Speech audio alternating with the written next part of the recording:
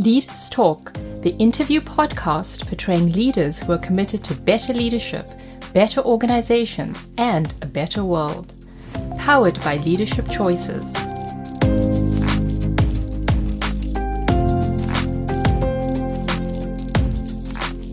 A real life sitting in the office every day to working remotely and working from home. I think if we had gone back a year and a half and just said, that this would happen, we would never have believed it. We never would have thought we would be able to do that. Right, digital twin. Yeah, that's what we want. And they said, that's what we wanted all along. Yeah, you might knew it, each and every one, but you didn't have the language, so you couldn't communicate with each other. Now you do. So that is always your starting point for any transformation. Create common understanding, common language, and common ground.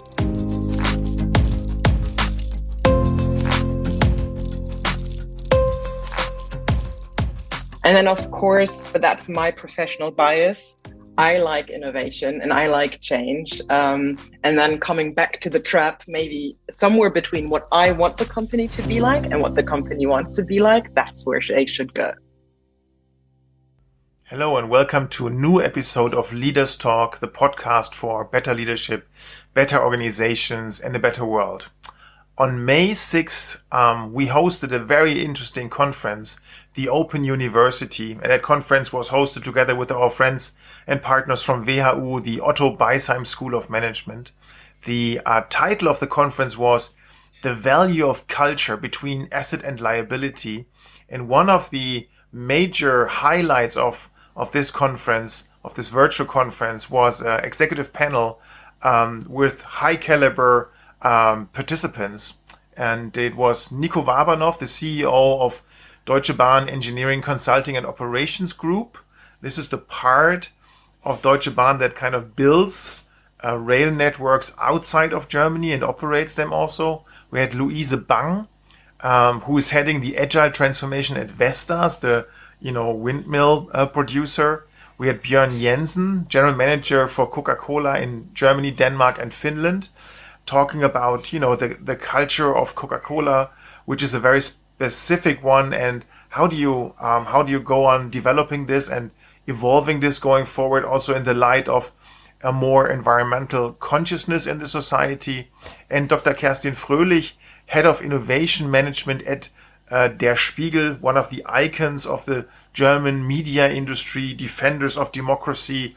55% of the Spiegel, of the newspaper, or of the company, I should say, is actually owned by the employees itself, which is a very unique model. And those four were kind of sharing thoughts around, so how do their organizations need to adjust for learning what we can learn from the pandemic, but also in the light of the upcoming changes that we can foresee, the challenges in terms of society, in terms of decarbonization, in terms of a growing environmental consciousness in the general public. So what is there that needs to be adopted in order to stay relevant for the next years ahead? And this is what I'm discussing with these four participants. You can actually look forward to this. It's been a very, very interesting panel, and I'm looking very much forward to hearing from you, hear your thoughts. Write me an email, karsten.drath@leadership-choices.com. Looking very much forward to hearing from you and wish you good insights from this very interesting panel discussion. Ready for our next panel. And I would like to give a very warm welcome to our panelists, Kerstin Fröhlich, Dr. Kerstin Fröhlich from Spiegel, Luise Bang from Vestas, Bjørn Jensen from Coca-Cola, and Niko Warbanoff from Deutsche Bahn Engineering Consulting and Operations. And maybe a bit of intro why we invited them. And they were glad enough to accept the invitation, but we felt that it needs a certain kind of leader. We just learned from Heike Bruch that leadership these days is actually energy management. So managing the energy of the company, making sure that it's not getting in the corrosive energy, making sure that it's not getting into complacency, but also avoiding it from reaching the kind of overheat in the acceleration trap, which Professor Bruch has described in her research. And we have heard that 75% of companies kind of are in this acceleration trap, since 2020, since the pandemic. And maybe a couple of words what we feel is special about you as leaders in terms of culture and energy management. So maybe Nico, to start with you. So Nico's organization within the Deutsche Bahn concern, Deutsche Bahn is like huge. If you think of big, think bigger, right? It's just super huge. But there is the village of in Gallia, like Asterix and Obelix, I'm not sure, but it's a very entrepreneurial kind of area.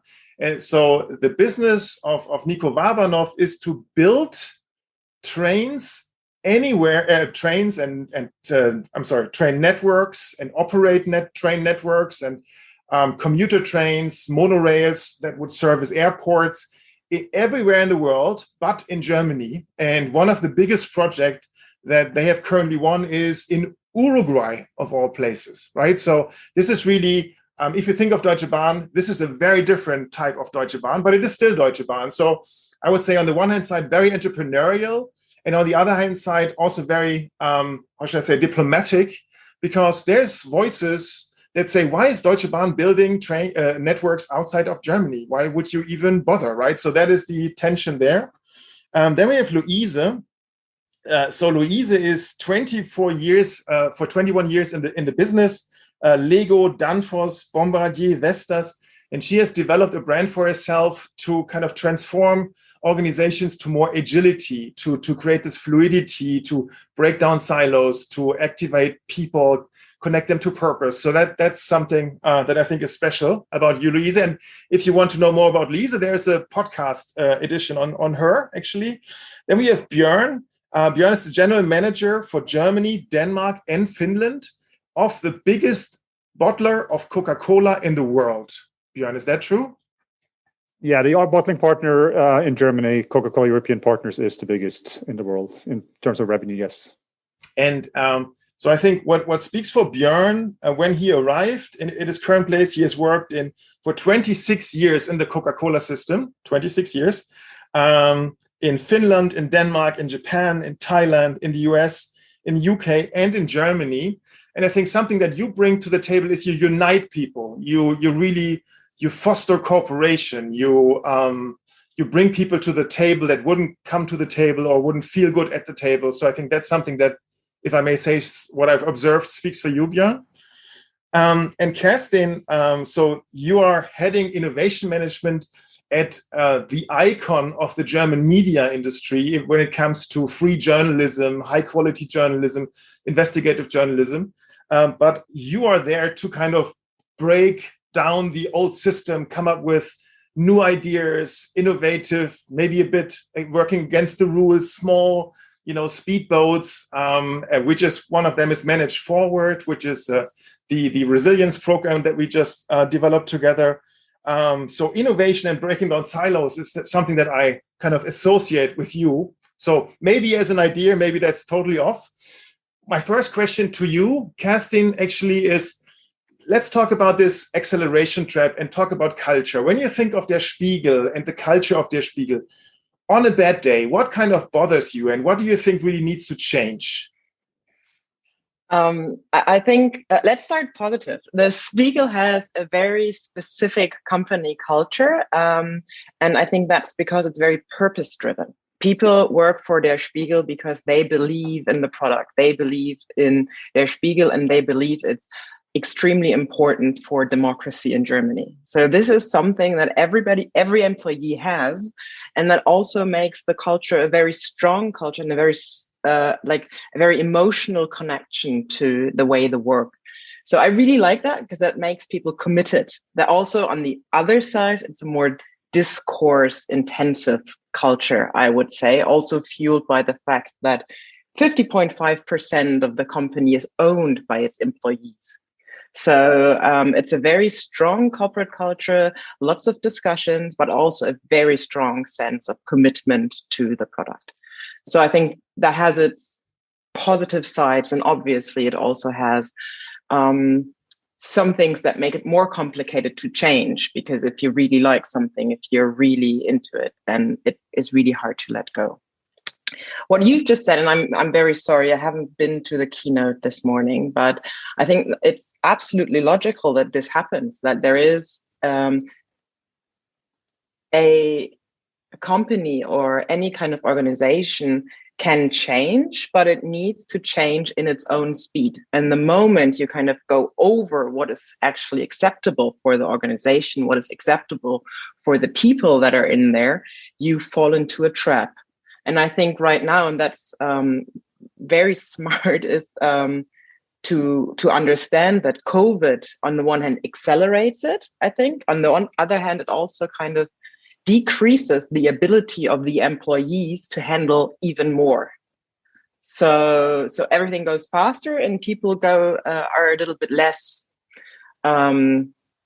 willing, maybe, to take more change in their life.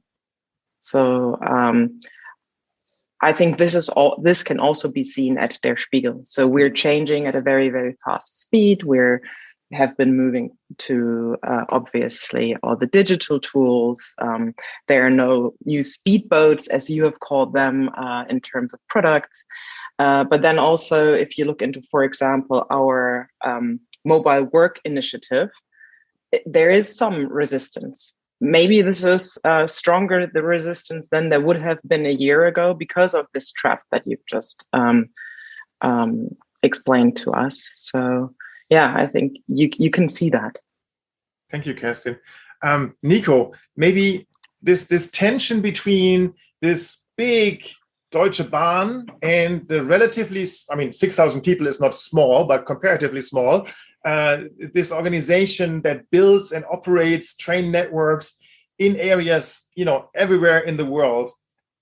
What have you learned about the culture of your place and your readiness to cope with adversity and crisis? What have you learned about that place?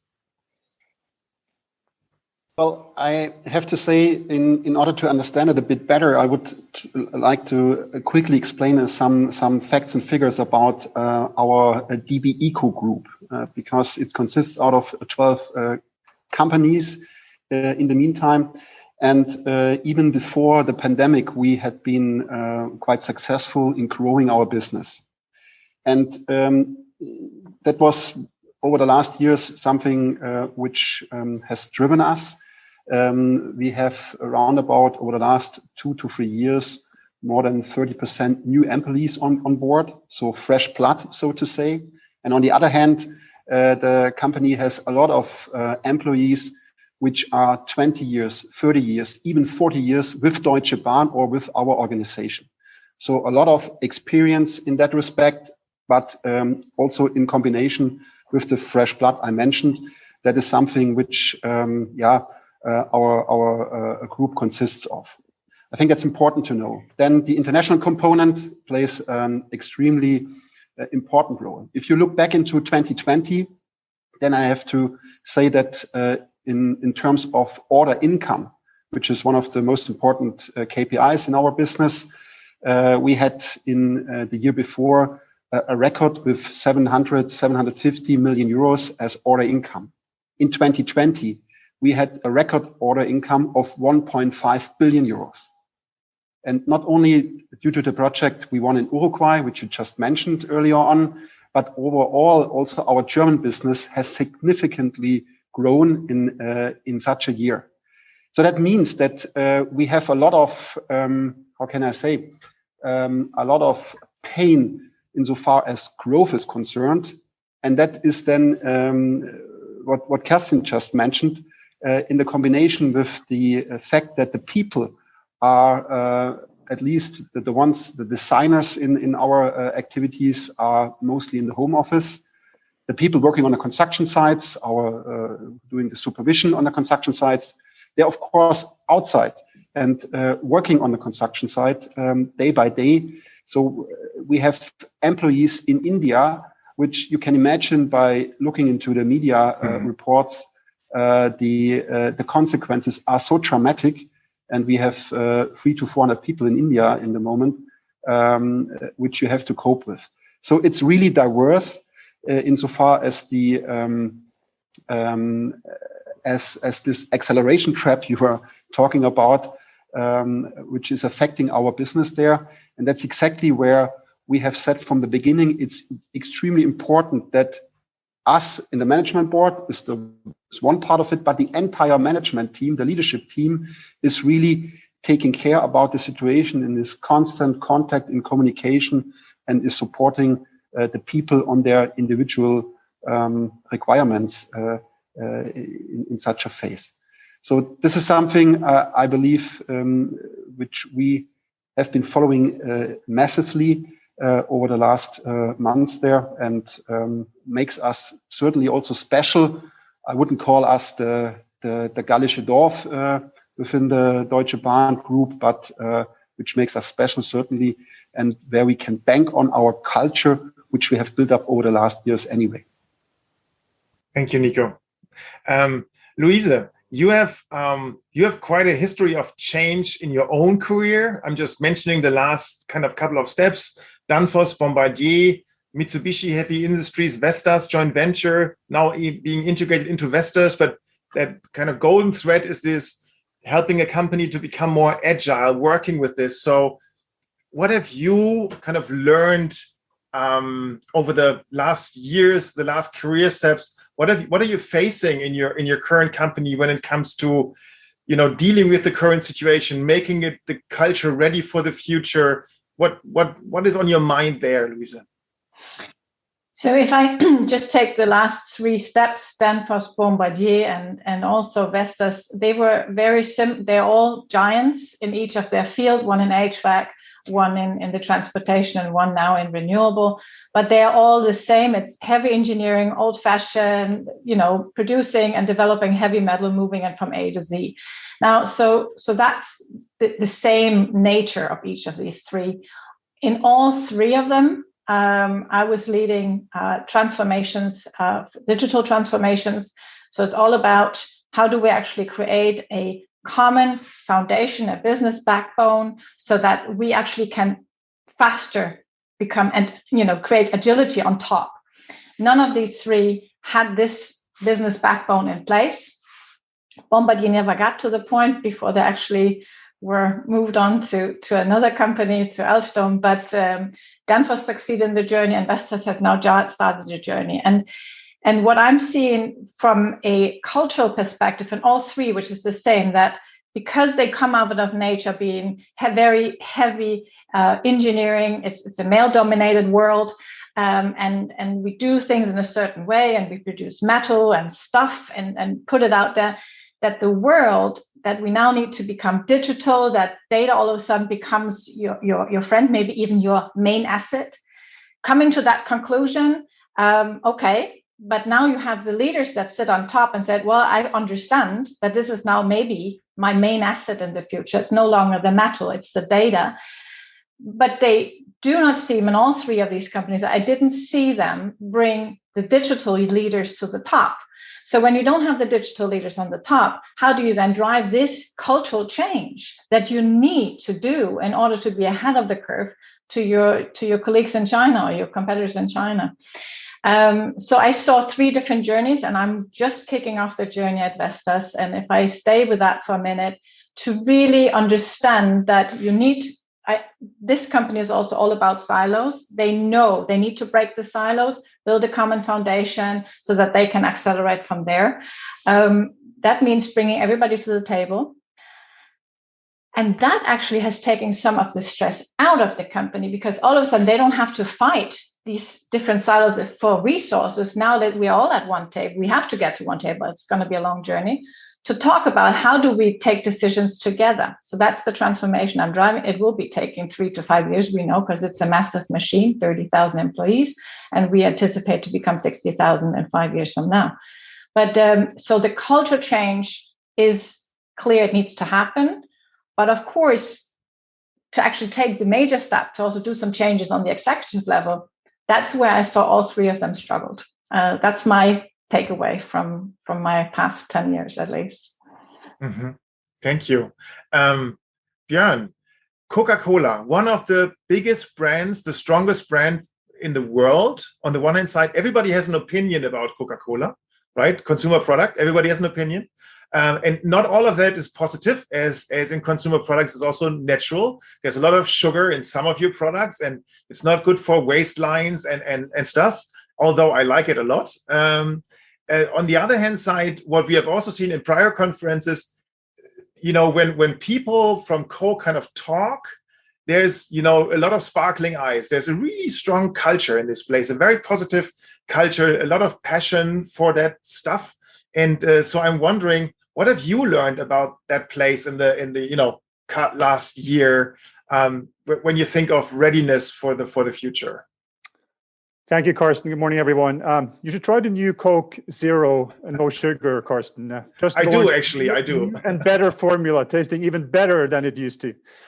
Listen, as you said, I don't need to introduce my company when I meet people. Everybody has, they know about Coca-Cola and they has a relationship in some way or form to us and our product. And, we come with a very rich and illustrious past. We're actually 135 years old this Saturday, which is quite an achievement, in this day and age. And obviously that culture has been evolved, through decades, through the legends and the stories about, how we have expanded from a small outlet in Atlanta, Georgia, US, to be in over 200 countries around the world. And I think the culture, as you say, there is a lot of passion. There is a lot of actually reflecting, the personality of our brands. We're one of those companies who actually, the name of our brand is the name of the company. It's on the wall of the office. So it comes with very much around the, uplifting, positive, contemporary, open for new things, always trying new things and evolve further. And that other things has been guiding us. I think it's also important, as Nico also touched on, that people get a bit of an understanding for the fact that the Coca-Cola company is really a franchise operation, because the system that we operate in is basically two parts. It's the Coca-Cola company, which I represent, which manages the brands, do the marketing, do the quality, we do innovation, all those things. But then we have bottling partners around the world.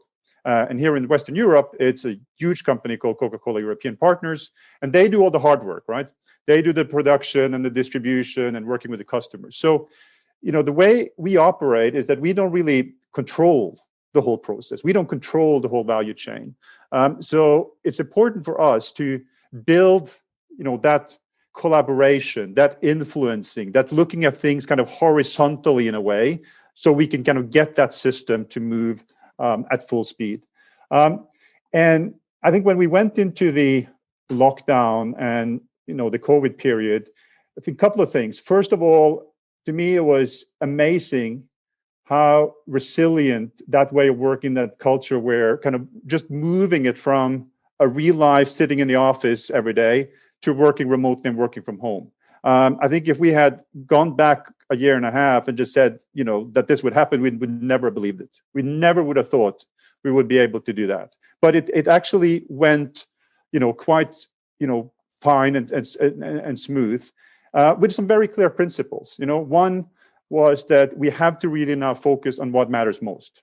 What matters most is health and safety for everyone in our system, making sure we keep the wheels running, that we can supply our products, that we can deliver to our customers, that we can make kind of the wheels of the business working, and then making sure we connect and communicate in a very different way. So a lot of effort around communication, openness, transparency, being clear of what we're doing, and even more importantly, what we're not going to do as we move into this period. And then also realize that, it will be a change for people to work from home, right? People, there are, first and foremost in this situation, they are moms and dads, their sons and daughters, their brothers and sisters. So having this family first approach and say, listen, it's not, that important if you kind of block out 4 hours in the middle of your day, to take care of your old parents or take care of your kids because they're home, because, we got to get it done together. And that communication came all the way from the top, right? Very consistently. So just one more thing, and I can talk more about that later, was that we also took advantage of the situation we were in, because it's a fairly unique moment in time, right? Where you can do things that you normally couldn't do in an everyday environment. And our former CEO, Muhtar Kent, had this expression, never waste a crisis. So we want to make sure we didn't waste this crisis. So we embarked in Q4 last year on a total realignment of our organization to build what we call the networked organization. And I recognize a lot of the elements that Professor Brook talked about in what we're trying to do around being about empowering the organization, tearing down the hierarchy, much flatter, much more collaborative, much more networked, working horizontally rather than vertically. And we're in the middle of that now. And that is not always easy, right? Because you're going through that transformation, and thousands of people around the world are changing roles, going into new ways of working. Obviously there are people still kind of hanging on to a little bit to the way things were done in the past. But it's an amazing experience to be a part of, to see how we can transform a company that's 135 years old and still kind of deliver the results as we go and keep the wheels running. Thank you, Björn. And I think Muhtar Kent is an avid reader of Winston Churchill. I think he was the first one to kind of come up with this. Kerstin, talking about purpose, I mean, there is a lot of purpose inside Der Spiegel. But when you think of 5 years from now, like after the crisis, before the crisis, that kind of thing, what do you think needs to change in the culture of Der Spiegel to be better equipped? What do you see there? I think keep the purpose. I think that is important, because you need in this kind of role, as with this project, you need to have this strong sense for it. On the other hand, what I personally try in my work to do is to be more consumer oriented, because journalism often, obviously, their goal is not to do what people want them to do, but to actually be critical, to see things no one has seen. So there's like a lot of messaging going on. And that's very, very important for the content, so that it's independent of, political parties, the government, all these things. On the other hand, there's this vehicle that we have to just bring that information to the consumers. And what we are trying right now is to make people, while sculpting these vehicles, understand that consumers are changing their behavior and that it's important to also adapt to this. So I think Der Spiegel never really needed to do anything like this, because, hey, this is Der Spiegel, you read it or you don't. But now, we understand more and more that we need to listen to consumers. And in our programs that we do when we work with the different parts of the company, we use these techniques. And often on the first day, because we usually push them directly into, hey, this is your consumer, talk to them, or this is your user, talk to them. We always get this, wow, I've never done this. This is so incredibly important and interesting, and they do things completely different than I thought. And I think with this, it's more like a grassroots movement. The Spiegel will change. I hope it'll keep its purpose-oriented core to the culture and everything that belongs to it, but get kind of like a more consumer-driven, consumer-centric addition to this. Mm-hmm. And then, of course, but that's my professional bias, I like innovation and I like change. And then coming back to the trap, maybe somewhere between what I want the company to be like and what the company wants to be like, that's where they should go. Yeah. And Kerstin, there's other media companies like Axel Springer, who is also represented here, and Ringier in Switzerland. They have gone a totally different path. They have revamped their business model. Spiegel kind of is sticking to this traditional business model, yet is having these innovative speedboats. Is that the way forward, in your opinion? Well, Springer is a very, very different company to what we are, because we are more or less a one product house. So we only, we have Der Spiegel, we have Manager Magazine and Harvard Business Manager, the German version of the Harvard Business Review. So Springer has lots of different products. So what the company strategy to this day is to really focus on the core and change the core to its best. So we have, I think, one of the best in Germany, at least, digital strategies towards subscription. That's a major change for the way we have operated. We have a high percentage and it's growing really well at the moment. So this is the one thing. It's kind of like this dual transformation approach. The one is really strong in terms of get the core to its best and adapt it to the changing environment. And then, as you've mentioned, we have this little speedboats where we test, where you just see, is it possible for us to go more into education? Is it possible for us to maybe get more into consumer products that are close to what we're doing in the core? But these are tests and not something that Spiegel has traditionally done. So obviously that is a change of culture already, that these tests are taking place. Thank you, Kerstin.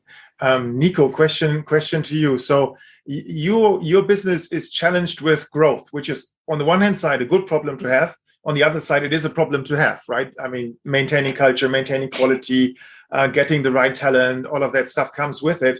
You're right now implementing a metrics organization, which, seems like, it's not directly agile, but it's one step to that more networked, I think, organization. What drove you there? What was the analysis, and what are you trying to achieve with this when it comes to the culture of the place, how people collaborate going forward? Yeah, Kerstin, you can believe me, that was not an easy decision to take. Come on, let's introduce a metrics organization because, the sky is blue today or whatever. According to the growth we had over the last years and the clear vision that predominantly 3 competencies are strategic for our survival in the future. You just talked about the next 5 years and so on. The 3 competencies I'm referring to is, of course, the railway know-how, to know how a railway is being operated and maintained. A railway system, the infrastructure you are establishing should remain in place for the next, 80, 90, 100 years.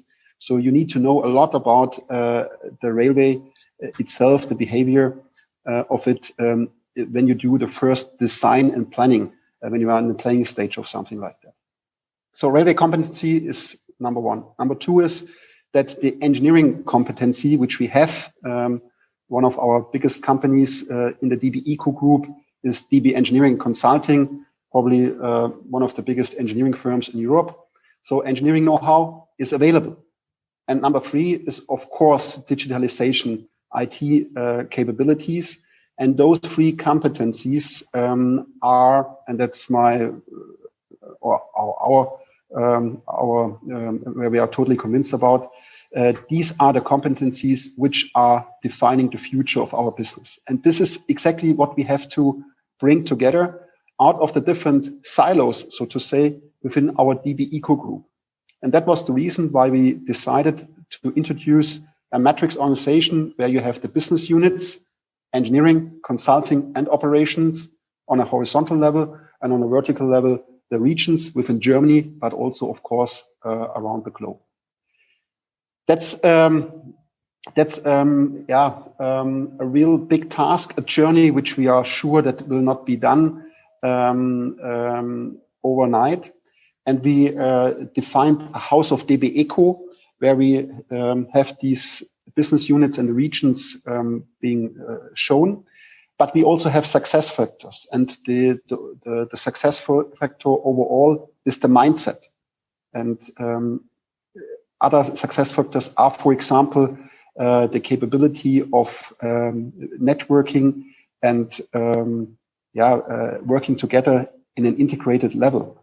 And this is for me the most important success factor overall in order to successfully develop this kind of matrix organization into real life. And Nico, hand on your heart, Hand aufs Herz. So there's a lot of talk about culture, but on the other hand side, there's also culture is very often seen as a fluffy kind of soft topic, hard to measure, and there's easier things to measure. In your daily life, when you work with your executive team, when you think about that, what role does culture really play? I mean, we are a service company. We don't have products, hardware to sell or something like that. So from the very beginning, it is crystal clear that in our business, the asset itself is the human being, is our colleagues, our people. And therefore, we have a lot of formats where we are in touch with the management team, with the leadership team, with the employees. Yeah, we just introduced a new format where I'm also make available to the entire staff that they can book a quarter of an hour with some of the managing directors in our firm, with the board members, yeah, with myself. And in order to address their things which they think they need to talk about, yeah. Of course, we have totally different. We have multiple formats, but that was the latest format. We just said let's try it, yeah, and give the people also a one-on-one relation with the management board, which they are not in touch all the time. The feedback is phenomenal, I have to say. Because they talk to their friends and the family and they say, hey, have you heard, is that something like that, that you can spend 15 minutes in a one-on-one, not with 20 or 10 people, as usually being done in other formats with the top management. And that was something, for me, it's totally normal to offer something like that. But the reaction and the feedback of the people of the employees was very, very good. And I have a lot of takeaways, which I can then implement in my daily work and together with the team there. Mm-hmm. So the feedback loop. Simple example. Yeah, a bit like what Kerstin said, talk to your consumer or you talk to your people to get that feedback loop. Luise, I mean, you're also in the heavy equipment industry. I'm not sure what's the designated lifespan of a windmill, but I think it's a couple of decades, I would assume, right, to make an ROI. So how do you, what's your, I mean, your brand is this, you know, making an organization more agile. How do you attack a place? What do you do in order to maybe analyze the situation, identify obstacles? Is there any methodology that you've developed? Anything that you can share with us? Yes, absolutely. And I can just share the latest journey I've been on in the last 3 months. So first of all, it's all about, you know, my sponsor is the CFO, together with the CEO from, so those two, a female and a male, so Marika and Henrik, and basically get their full understanding of what it is we're trying to do. They are not digital natives, so I had to spend some time with them, together with my journey management team, to educate them in the best possible way. What are we talking about? When they felt comfortable speaking about it, we started inviting some of the other exams, and they started feeling comfortable speaking about it. And then we could take the next in command, some of the senior vice presidents, together them getting to one table and also practicing the language, the common language. And all of a sudden they all feel, end-to-end business backbone. Yeah, digital thread, digital twin. Yeah, that's what we want. And they said, that's what we wanted all along. Yeah, you might knew it, each and every one, but you didn't have the language, so you couldn't communicate with each other. Now you do. So that is always your starting point for any transformation. Create common understanding, common language, and common ground. And that really was the start point to now we've mobilized 200 people across the organization to really say, this is what our execs say, this is what, you know, it translates into, and then start working with them to really define the vision and the strategy and the strategic imperatives for this digital transformation. And so that's one point. The other point, always make sure to get inspiration from the outside, so that all these, I think, Nico, you speak about it, you have a lot of these old timers around, and they might not have the language, they've not been outside seeing what's out there. Invite some of the heavyweight CTOs, COOs, CIOs in from some of the other businesses, and let them speak in front of these execs, so that they get inspired and feel, it's not something Luise is saying or her team is saying, it's actually something that comes from somewhere else. The journey we are embarking upon is not a unique journey. all OEMs have to go on this digital transformation journey, for Christ's sake. So it's not rocket science. So a lot have already been on it. So let's just learn from it. And they feel comfortable hearing all these other executives from the outside speak to them. It's like, that's what we want. So I think this has probably been the magic, and they've been waiting for this for 15 years because they've been through 3 CIOs. Each of them tried something, but they didn't get through to really connect the XM, so they got a common language, so that actually could get to a consensus on what it is we want to do. So I think that's maybe the secret of this success, of this transformation, that we kick it off correctly from the top. The next thing is, if you want to start something like that, something else got to go. And Nico, you were speaking of the silos. We have 3 silos. We started doing the turbines, and then we built the service business on top. And now soon we will have to have some digital service on top. What, we're not quite sure, but it's these 3 legs. And we really had to break those silos and say, let's start talking from a different angle. And it's so you have to go through this process of education before you can actually start transforming. And on this journey, that's the third thing that we were very cautious of, me and my journey team, is to say, let's only pull in people to the table who want to transform. Not because you have the right title, not because you have the right authority or have the right seniority. That doesn't give you an access ticket to the transformation table. The access ticket is your attitude, your will to transform, and also your curiosity to see what else is out there. So and that causes a lot of tension, because people are like, wait a minute, I'm not being asked, and so on and so on. I said, yeah, that's right, we will invite you, but so leave some of the noisemakers out for a while until you have shaped the program, and then you can take them in one by one, and they can make a little noise here and there, but it will go away because the team is already shaped, the execs have already spoken. So those who make noise, they quickly either fade out or go away or have to leave. So that's really a cultural change, but it needs to start from the top, and you need to help the top to speak in a different language. I think that's the key, and we all have to go on that journey, everybody. Nico, I think you had your hand up.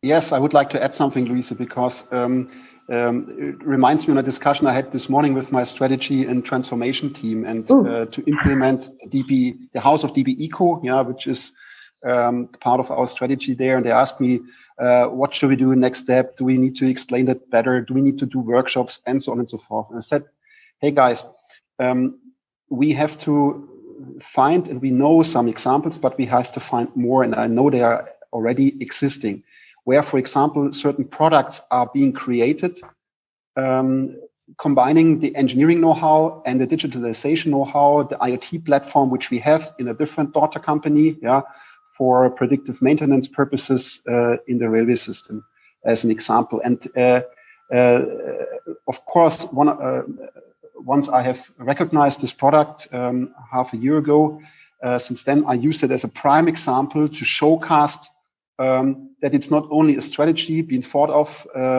in the ivory tower, but it's real life, it's new products, and it means revenues and good margins, by the way, in addition to that. And so that's just in addition what you just said, that I'm trying really to showcase these examples, and that we need to get them out of the organization more. That one point in time, the organization is doing it by themselves. And that's exactly what I'm striving for. Thank you, Nico. Can I add one more thing? And I think sure. just to stay on that, education and getting the outside in perspective. And another good, advice to anybody who wants to get on this journey: don't try to do it alone. Don't even get in some of the consultancies, even though we hate consultants, all of us, but get them in, get accelerated, bring in the heavy guys to really tell the story and accelerate the kickoff. And then you can throw them out when you think they become too expensive. But don't try to cook this alone. It's just not worth it. I like your way of candidly putting that out there. That's great. Good to hear for us. Björn, a question to you. So there is an exercise in coaching, in team coaching. It's called the flying stick. So people are, maybe you know this, people have their fingers and then there's a tube on this, and then they have to kind of let go. And always, in 100% of the cases, kind of the stick goes up because people want to maintain contact and everybody goes in panic mode. And all of a sudden the stick is so high. And it's a bit like what's going on right now. Everybody thinks, or many companies are in crisis mode. So the instinct of the leader is to put on the gas pedal, to increase speed, to do more things at the same time. And what Professor Bruch was suggesting, to actively kind of gear down, to, deprioritize, take stuff off the list kind of. I know that Coke is also a culture that is very heavy on change. A lot of change is being driven through the organization at any point in time. How are you trying to be economic with the energy of your people for the long run? What are you doing there? I think it's a very important point, Kerstin. And I think for us, what we try to focus on, and it's not easy, it's hard to do because we all have a bias for action, right? We all want to do too much.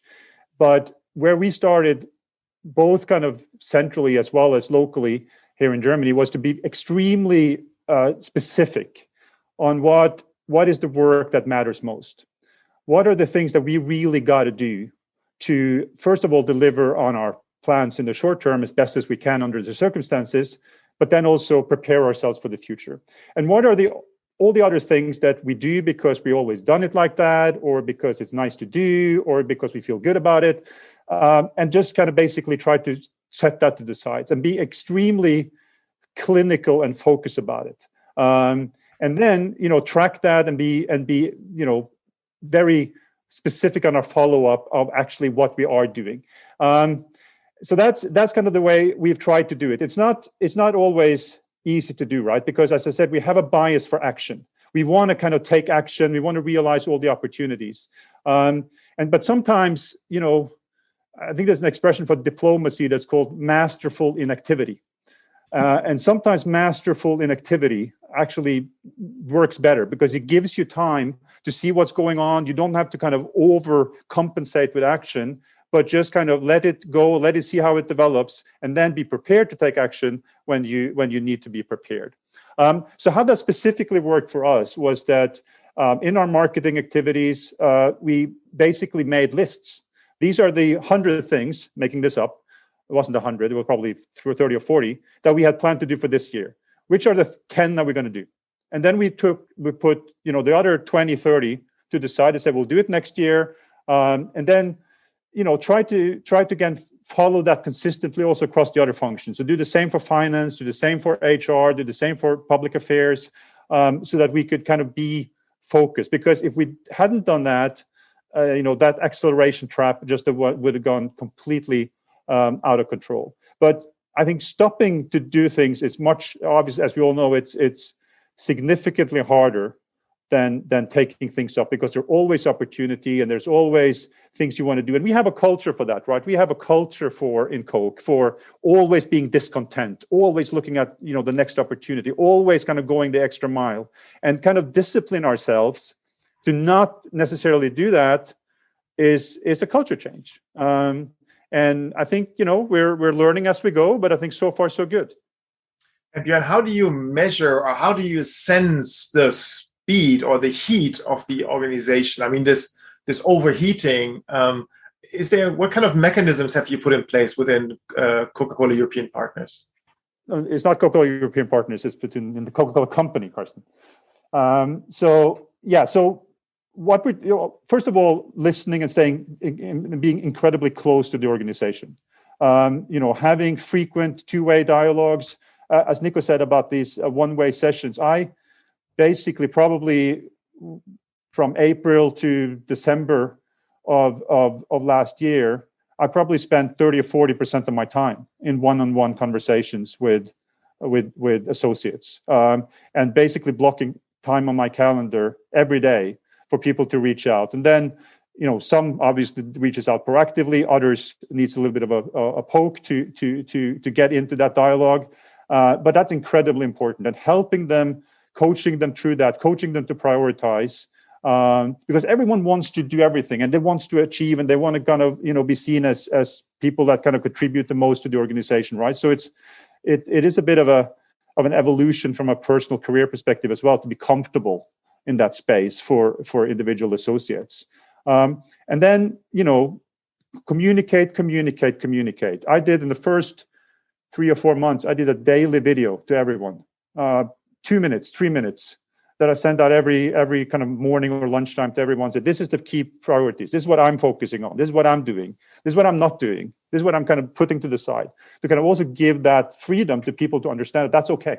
That's okay if you put that to the side. Now I'm gone down to doing it on a weekly basis, but still, and kind of being very explicit about that, I think is key. Thank you, Bjørn. We are also opening it up for questions. So if you have a question, please put it in the chat. And meanwhile, I'll ask another round of questions. So Kerstin, in your mind, talking about liabilities and talking about assets of culture, what are 3 things in your mind that need to change within the Spiegel ecosystem? Concretely, what's on your mind? What's the top of the list for you? I guess I kind of have to repeat myself a little bit, because one would be customer centricity in terms of the products that we build, not in terms of the content. I'd like to have a little bit more change. That would be great. But then on the other hand, I see that right now, and that's coming back again to the first question, is maybe right now there is the time to be a little bit. We all got here. Let's all kind of get back into the office and see how it goes from there. Just give everyone a break, because I think after a year, maybe a year and a half of pandemic, everybody needs to kind of calm down for the one hand.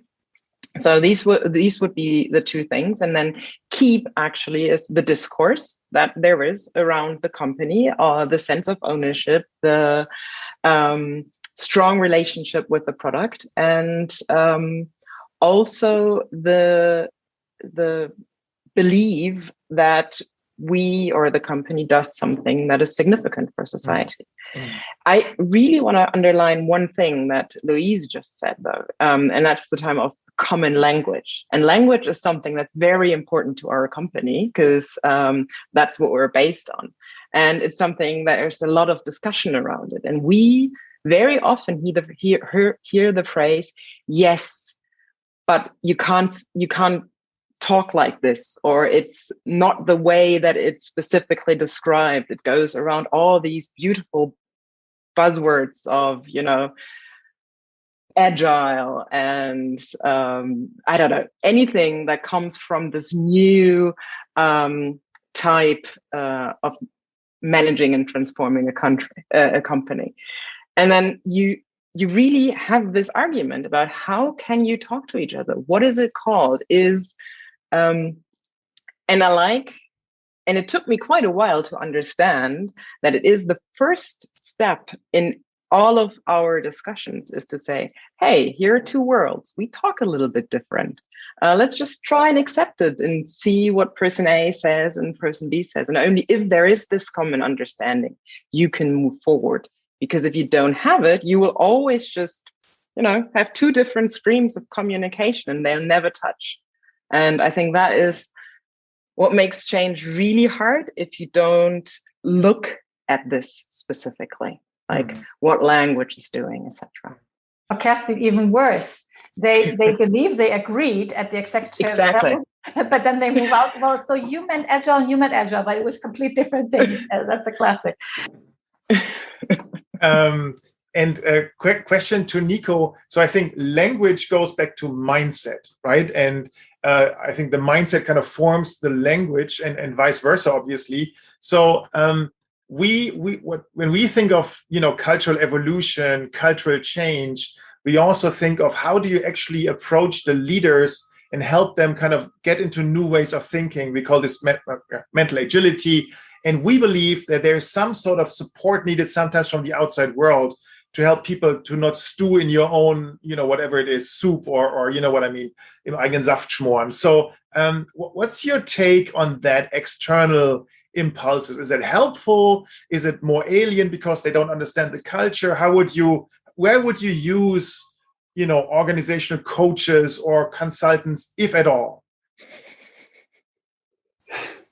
Well, without it, I think it's not possible. And I would like to make an analogy to Deutsche Bahn in that respect, because you mentioned that at the very beginning that we sometimes are faced with political opinions that Deutsche Bahn should only concentrate and focus on doing their activities in Germany. And that would also not work, at least not sustainable for the future, because we are in a global world. We have technologies, we have trends which are happening worldwide, and sometimes we are in front of such developments in Germany, and sometimes we need to benefit from the developments which are taking place somewhere else in the world. And this is extremely important. And also, if I look into our HR activities, then we need the international component also in order to be successful in Germany. And I could elaborate on that even more now. So that's extremely important. And what I said earlier on, in order to use these three major competencies which I'm referring to, which are, of course, just these are not social competencies which you need in addition, of course, no doubt about that. But in order to implement our strategy, you need input from outside wherever possible. And in order to develop your products further, we are in cooperation with different companies. In order to do that, we do projects in consortium from time to time as well, in order to have the right competencies on board for the respective project as well. And on the human factor, as I said earlier on, that's our asset at the end of the day. Then we need also to train and qualify them even further. And I believe that we do a lot in that respect, and this will continue also for the future. Thank you. Björn, Professor Bruch said that, so there was a question, is there a correlation between having more female leaders in powerful position and being better able to gear down and to be more economic with, that acceleration trap? And she said there's no causality, but there is a correlation, meaning companies that are more maybe cognizant of culture have more female leaders, and they have a better ability to kind of gear down. Would you agree to that? And if so, how is that being implemented within Coke? Yeah, I'm Norwegian, so I come from a country where women run everything, and it's one of the best countries in the world in terms of life quality and success. So I just can't disagree with that. I think that's an important part to also look at kind of what are those behaviors that female leaders might display in a greater, at least traditionally, than male leaders. Because to me, culture is all about behaviors, right? It's all about the culture is really the sum of the everyday behaviors that are happening in the organization, and the leaders, female or male, will need to kind of be the role model for those behaviors, and for us that is a critical importance of that. Those kind of growth behaviors that we try to apply in the organization around, being curious about learning, not having all the answers, navigating ambiguity and be comfortable with that. That the enterprise comes first before the individuals, all of that, are being displayed in a consistent way, and that people are seeing that those are actually being acted on. And it's very easy when everything is going well and everyone is displaying them, but also, sometimes you have to make the tough calls, right? You have to make the tough choices when those leadership behaviors are not being displayed, when people are not curious or not inclusive or not letting people be empowered and are not agile. Then what? And kind of take the consequence and walk the talk around that, right? And that's the hard part of kind of leading through behaviors. But I think at least where we are at this point, I think we're true to that. And then if we're able to create a culture and build that trust and safety around living and displaying those behaviors, I think that will translate directly into both business success, but also in terms of people feeling engaged, that they can realize their full potential, and help us to recruit the best talents for the future and create a better environment for everyone. Thank you, Björn. Luise, you had your hand up. Yeah, no, it was actually based on something Nico said, so it's passed on. But just to build on what Bjørn just said, so I work at a company where we are soon going to have Vestas Leadership Days coming up in Stockholm. 219 top leaders from across the organization being invited. How many females, Kerstin, do you think are amongst those 219? A handful?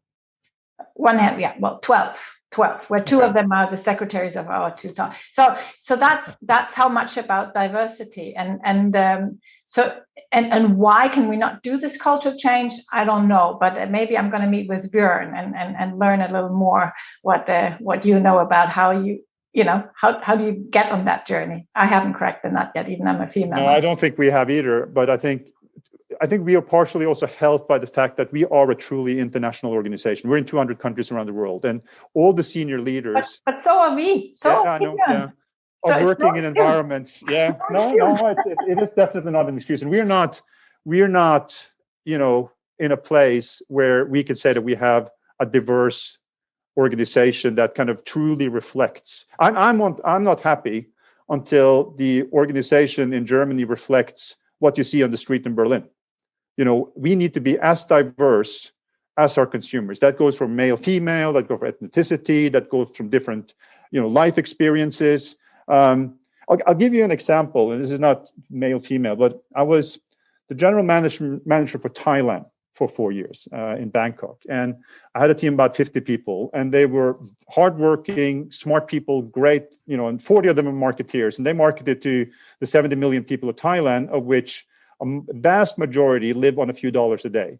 And these guys were all from socioeconomic group AAA, because those were the people who had to go to the universities that we recruited from and that had gone to, that spoke English and so on. So, those people were then crafting marketing strategies to reach consumers that were in a completely different reality than them in their life situations. So being kind of getting diversity also from, life experiences. So what I'm trying to do here, and it's not easy, trying to recruit people with different life experiences that maybe don't come from the fancy universities or have, traveled the world and speak 6 languages, but that has different, experiences in their life that can bring diversity of thought, that can bring diversity of culture, and can really enable us to be reflective of the people that we are talking to and communicating to and offering our products to. So that's hard work. That is because the system fights back. But that's, we've just got to keep going at it. And that's a long journey, I suppose. Long journey. Last question, at least last official question. I don't see a question in the chat. Probably you are answering all of them without people even asking. Question to anybody actually of you in the panel. Obviously, there's also a lot of coaches here and organizational coaches that work with organizations. Honest question, honest answer. What do you look for and what drives you nuts when you work with coaches sometimes? So for us, this is also listening to, customer centricity, listening to the ecosystem, listening to customers. What do you expect from the external partners you work with in terms of their own growth, their own development, their own way of thinking? Yeah, I guess that's my question. I like to give it a go. So for all of you on the call, you need to bring authority. And that is something that, you're probably born with, or you have to train with Kerstin. But you have to have a certain authority to be able to be taken serious by any business person. That's your entry ticket. And then from there, you can start going deeper into conversation and start your coaching sessions. But you need to, and we sometimes see coaches coming in and they're not playing that role correctly to start with, and they're already losing it, unfortunately. So that's it. And number 2, there needs to be a certain understanding of the business dynamics in the new world, in the matrix world, because you cannot just say, why don't you just do like this and this? No, you can't, because politics is so massive. Matrix organization, the way you have to navigate in that is it's a trade. You have to have been living and breathing in that space to be able to coach in that space. I know that it's a lot to ask for, But that is what, leaders in the corporations would be looking for. But somebody knows what they're speaking about because they've felt on their own body what it feels. Kerstin, you felt it on your own body what it felt like, and you stepped out of that world for a good reason. But that probably makes you a good coach today, right?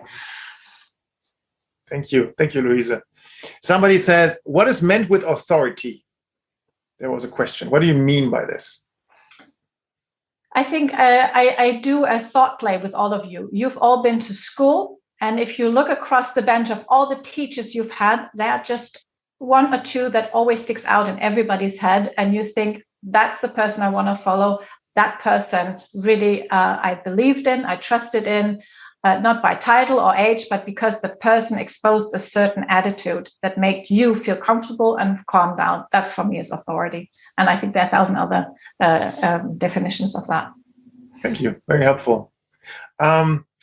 I'm asking for a closing statement from Kerstin, Björn, Niko. Anything that you want to share with us as we close this panel? Anything that you're taking away from the discussion? That's hard, Kerstin, to summarize, this discussion. I think for me, maybe just a little bit on if you kind of summarize it and look at so what are we here to do? As leaders. And I think what we're here to do is 3 or 4 things, at least that's how I approached it. First of all, and we talked about it, and Luise talked about it, is really to set the direction, making sure that there is a bold vision and everybody's clear on what that bold vision is and where we want to go as an organization. And then, remove the barriers to get there, connect, co-create, go where the energy is, as we talked about, look for creative solutions, and then be the role model, live the behaviors, put the team before yourself, and then, build the talent for the future, coach, develop, give people stretch assignments, put people out there, relate to people like they, doesn't really matter where they are in the organization. Talking to the CEO is as important as talking to the youngest brand manager, and treat everyone with respect and dignity and help them grow. So that would be for me, the 3 or 4 things that's our job as we go through this turbulent times together. Thank you, Björn. I think Kerstin and Niko are agreeing with this. So thank you so much for that great discussion, for your insights, for your openness. I think it was a very great continuation of the research approach from Professor Bruch, and then how you live it in your own reality, 4 different industries, 4 different type of leaders and with different backgrounds. That diversity, I think, was very, very inspiring for us. Thank you. We feel grateful that you took the time to be here with us in this conference. And we will now, and you now have to think of a roaring applause on all of that. That's the thing with Zoom. It doesn't really work, right? So thank you.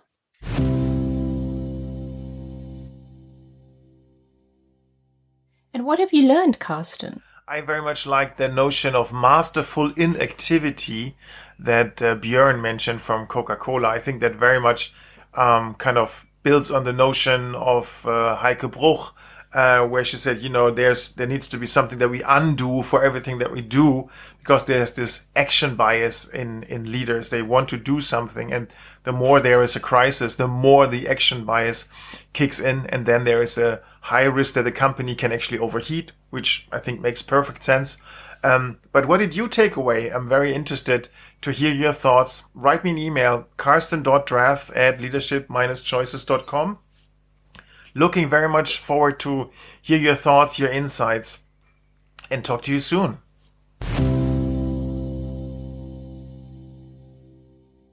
This was an episode of Leaders Talk, the interview podcast portraying leaders who are committed to better leadership, better organizations, and a better world, powered by Leadership Choices. If you want to give us feedback, please send an email to leaderstalk@leadership-choices.com. Thank you for listening.